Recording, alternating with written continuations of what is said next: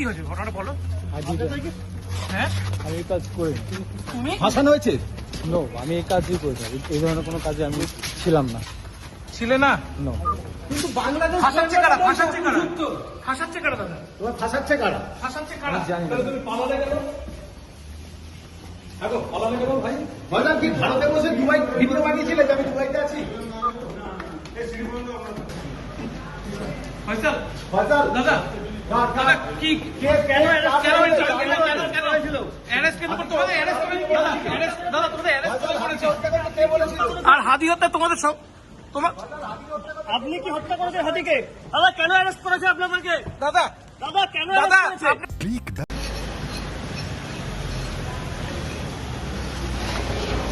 বিক্রম বিক্রম বিক্রম ভাই